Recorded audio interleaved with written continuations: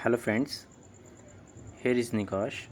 सो friends, आज से हम स्टार्ट करने जा रहे हैं पॉलिटिकल साइंस 12th क्लास का लेक्चर सीरीज़ स्टार्ट करेंगे। इस लेक्चर सीरीज़ में मैं कोशिश करूंगा कि मैं आपके सारे टॉपिक जो है यहाँ पे डिस्कस कर लूँ। सबसे पहले मैं आज जो है पॉलिटिकल साइंस का जो है इंटरनेशनल रिलेशन जो है, वर्ल्ड पॉलिटिक्स जो है वो स्टार्ट करने जा रहा हूँ। वर्ल्ड पॉलिटिक्स में फर्स्ट लेसन जो है आपका that is cold war era, ये हमने पढ़ना है। ठीक है। कोल्ड वार ईरा के बारे में हम देखेंगे कि कोल्ड वार के दौरान क्या कुछ हुआ, कोल्ड वार क्या थी, तो वो सारी चीज़ें जो हैं हम यहाँ पे डिस्कस करेंगे। तो स्टूडेंट, इससे पहले जो मैंने लेक्चर बनाए हैं 10th क्लास के, आप वो ज़रूर देखिएगा जो 10th क्लास के स्टूडेंट हैं या नहीं हैं, क्योंकि वो लेक्चर जो हैं आपके काम आने वाले हैं।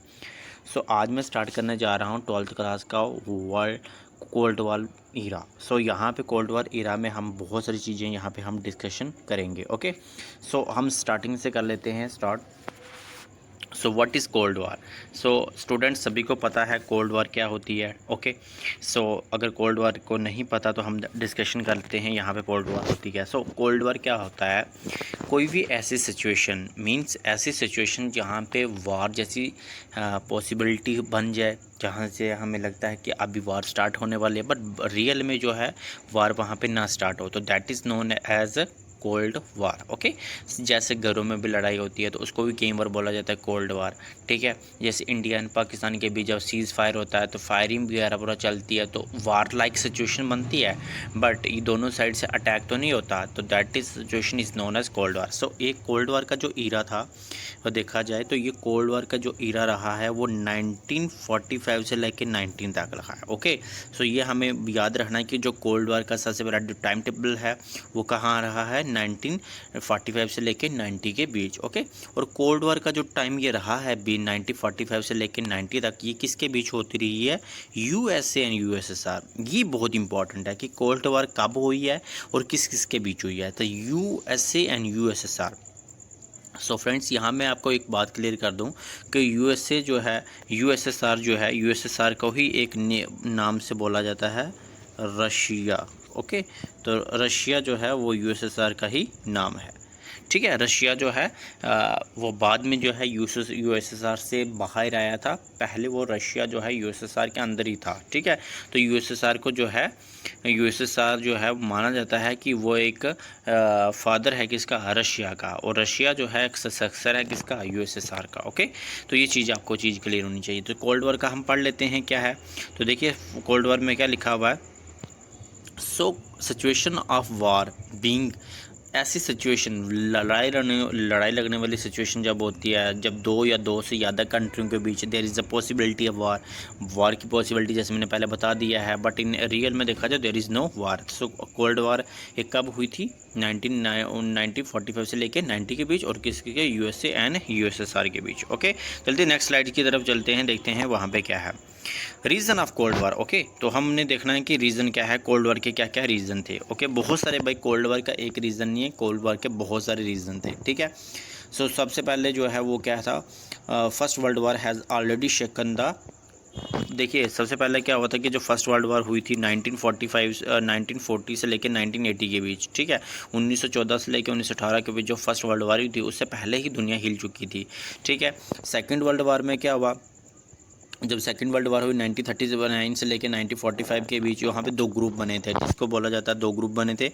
एक से थे आपके अलाइड पावर और दूसरी थी आपकी कौन सी? Axis power. ठीक है, दूसरी आपकी एक्सिस पावर थी। ओके, तो एक्सिस पावर को जो लीड कर रहा था वो कौन कर रहे थे? जर्मनी कर रहा था, जापान कर रहा था और इटली कर रहा था। ठीक है। और दूसरी तरफ देखा अलाइड पावर को USA, Soviet union and Britain कर रहा था। ये मैं आपको क्या बता रहा हूँ, ये मैं आपको बता रहा हूँ कि रीज़न क्या था सेकेंड वर्ल्ड वार का। ठीक है। तो पहली बात आपको पता चल कि फर्स्ट वर्ल्ड वार हुई, सेकंड वर्ल्ड वार में दो ग्रुप बने, यूएसए एक लीड कर रहा था, एक यूएसएसआर, एक जो है अलाइड फोर्सेस लीड कर रही थी, दूसरी जो है एक्सिस फोर्सेस लीड कर रही थी। एक्सिस को लीड करने वाले जर्मनी था, इटली था और जापान था। अब होता क्या है, यहाँ भी स्टोरी समझ आती है कि यूएसएसआर ने क्या किया, यूएसए ने क्या किया, 2 एटॉमिक बम जो है जापान के जो है सिटीज़ के गिरा दिए। तो पहला जो सिटीज़ है this is known as Hiroshima and second is Nagasaki. 6 अगस्त और 9 अगस्त को ये डेट याद रखना, पूछा जाता है एग्जाम में। इस दिन क्या किया था, यूएसए ने जो है जापान की 2 सिटीज़ के ऊपर जो है एटॉमिक बम जो है गिराए थे। ओके, जब एटॉमिक बम गिराए तो ये एटॉमिक बम के बाद क्या हुआ, तो नेम ऑफ बम, उन नाम जो बम गिराए गए थे, ठीक है, उनका नाम ही लिखा, जैसे लिटिल 10 फीट बॉय, ठीक है, and fat man 10 feet 8 inch, ठीक है, ये जो है इनके नाम रखे गए थे बम, जो वो उन्होंने बम गिराए थे उसके ऊपर, ठीक है। जो वेट देखा जाए तो इनका इतना ग्राम वेट था भाई, ओबियस की बात है, इतना 15,000 से लेके 21,000 के टन के बीच अगर बम गिरेगा तो ओबियस वहाँ पे कोई बचेगा कुछ भी नहीं, ठीक है। तो ये चीज़ें वहाँ पे हुई।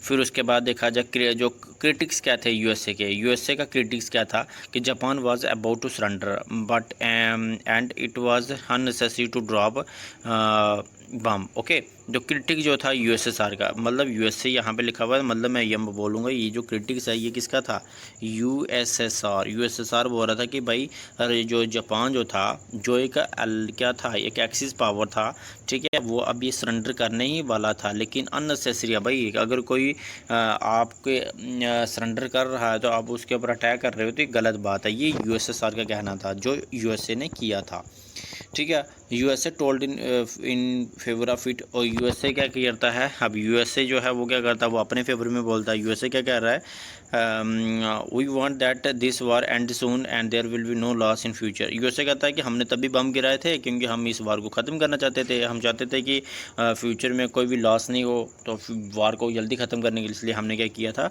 हमने जापान के ऊपर अटैक किया था। ये जापान बेचारा जो है हर जगह मारा गया, ठीक है। सो ये जापान के बारे में हो गया। जो ऑब्जेक्टिव बिहाइंड, लेकिन सही देखा जाए ना कि जो सही रीज़न जो था इस यूएसए और यूएसएसआर के बीच, जो कोल्ड वार का रीज़न वो था कि रीज़न ये था कि यूएसए का अटैक करने का क्या था, objective behind the attack USA want to show. हाँ, यूएसए जो है एक चीज़ जो है यूएसएसआर को बताना चाहता था दैट कि सेकेंड वर्ल्ड वार जो है, ठीक है, दैट जो after second world war USA ही एक सुपर जो है पावर कंट्री दुनिया में होगा, ये बताना चाहता था यूएसएसआर को। इसलिए उसने क्या किया, वो अपनी शक्ति बताना चाहता था, भाई देख मैं कितना पावरफुल हूँ। इसलिए उसने क्या किया, जापान बेचारे के ऊपर एटम बम के साथ हमला किया, ठीक है। तो ये एक रीज़न हो गया, और आई होप ये चीज़ आपको क्लियर हुई होगी, ठीक है। अगर नहीं हुई तो आप 2-3 बार वीडियोज़ को पॉज करके वापस करके देखिए, आपको समझ आ जाएगा। ओके, नेक्स्ट देखते हैं स्लाइड्स में क्या है।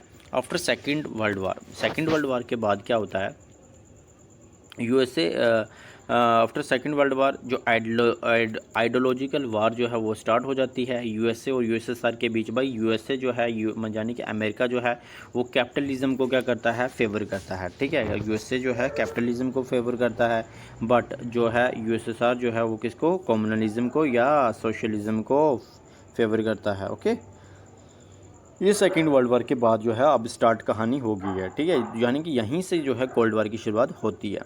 Capitalism model allow free market conditions and government do not interfere in it. भाई कैपिटलिज्म क्या होता है कि फ्री मार्केट कंडीशन होती है, गवर्नमेंट इसमें कोई भी इंटरफेयर नहीं करती है। लेकिन देखा जाए, दूसरी तरफ देखा जाए, जो आपका सोशलिज्म होता है वो वहाँ पे क्या होता है, फ्री मार्केटिंग नहीं होती, और सब कुछ जो होता है किसके अंडर होता है, सब कुछ जो है इज़ ऑल अंडर गवर्नमेंट के अंडर होता है। ओके, ये था communalism and that is capitalism. After second world वार वो जो कंट्रीज थी वो अपने जो है कि न्यूक्लियर पावर में दिखाना चाहती थी, and lot of chances generated a full fledged war, मतलब ऐसे बहुत सारे चांसेस है जहाँ पे हमें लगता है था कि जो है लड़ाई होने वाली है, ठीक है। And it would convert into war then both sides will be badly harm. अगर वो कन्वर्ट हो जाती है, अगर जैसे वाला एक सिचुएशन थी, अगर वो वार हो जाती है तो दोनों कंट्रियों को बहुत ज़्यादा नुकसान पहुंचता है। Okay, this is called a logic of deterrence. तो इसको बोला जाता है लॉजिक ऑफ डॉटरेंस बोला जाता है, ठीक है। समझ आ गया? आई होप ये चीज़ें आपको समझ आएगी। आज का हम जो है सेशन यहीं तक करेंगे, ठीक है। तो नेक्स्ट जो है हम देखेंगे कि इससे आगे क्या होता है कोल्ड वार के दौरान। और होप ये चीज़ें आपको क्लियर हुई होगी। अगर आपको मेरी समझ आ रही है तो आप मुझे कमेंट सेक्शन में बताना कि मेरी समझ आ रही है या नहीं आ रही है, मुझे कहाँ पे इम्प्रूवमेंट करने की ज़रूरत है। जब आपके व्यूज़ मिलेंगे, जब आपके कमेंट मिलेंगे, तभी मैं जो है नेक्स्ट अच्छे से वीडियो बना पाऊँगा। ओके, सो आई होप कि मैंने अपनी जो मुझे चांस मिला लेक्चर सीरीज़ बनाने का, मैंने उसके साथ 100% सेटिस्फेक्शन देने की कोशिश की है। So do like my channel, do like my all videos and subscribe and share it with maximum student. Thank you, God bless you, love you all.